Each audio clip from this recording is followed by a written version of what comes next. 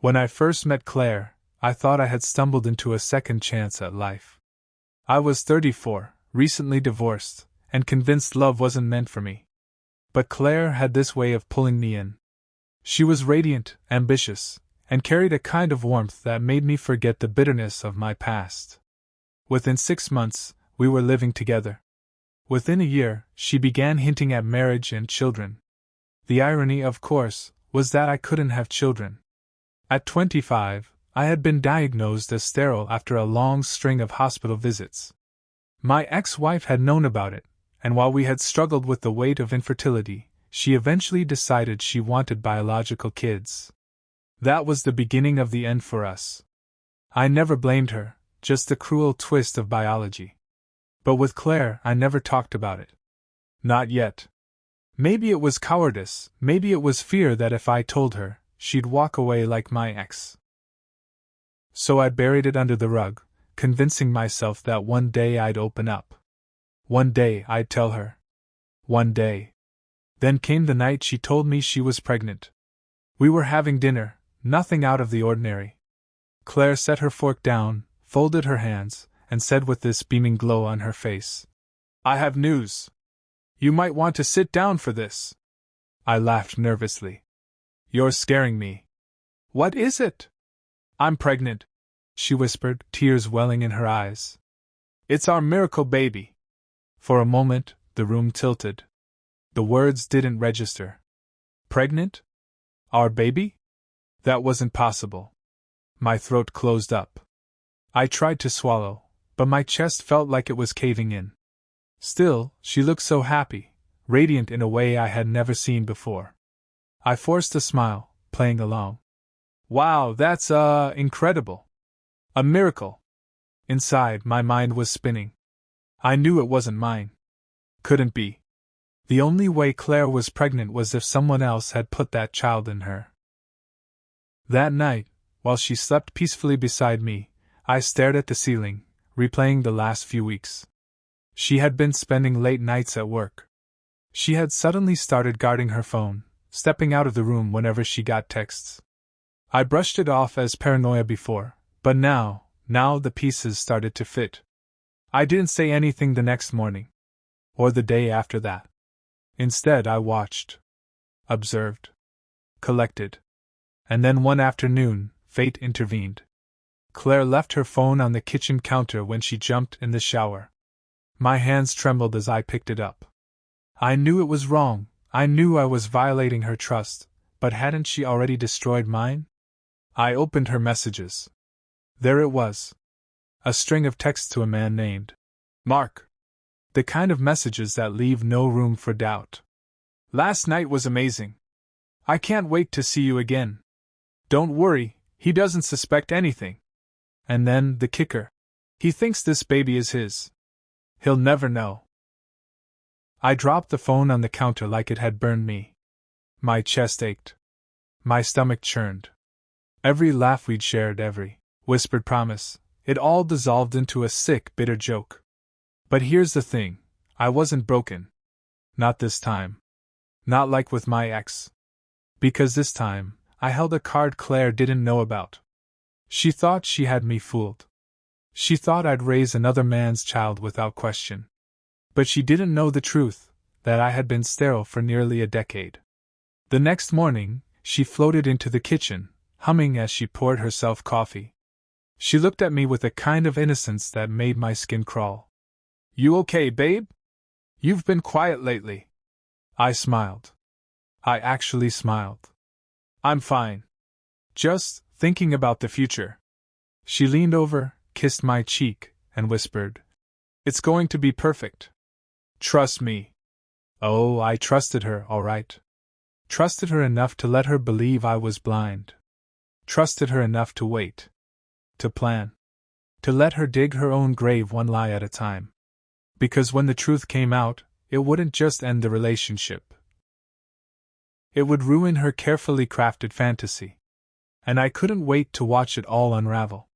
The following week felt like walking on a tightrope.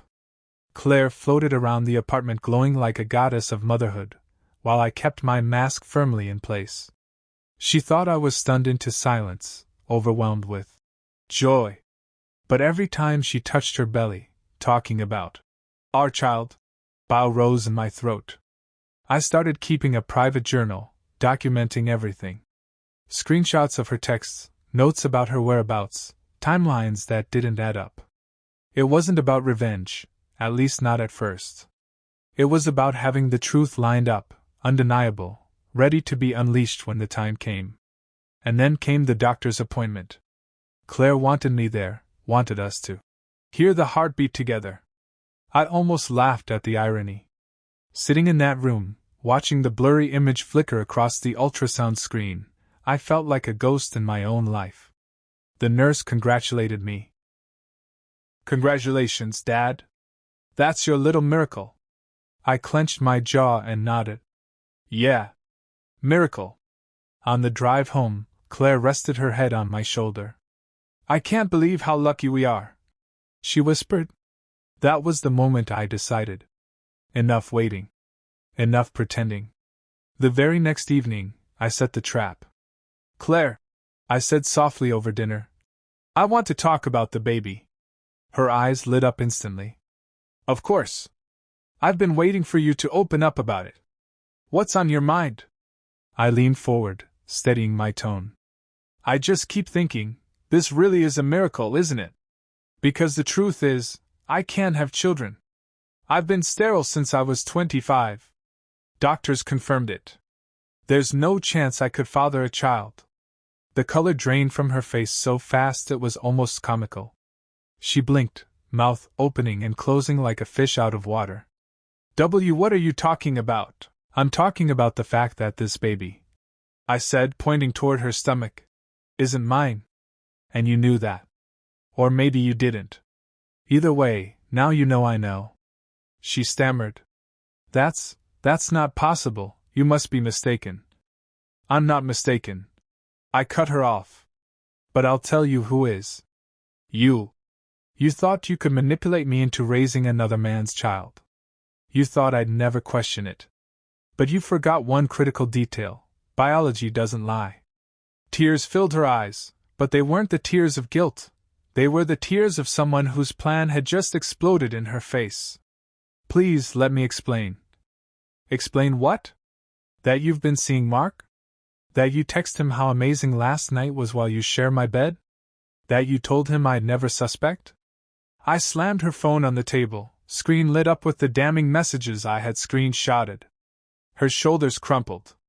She tried reaching for me, but I recoiled.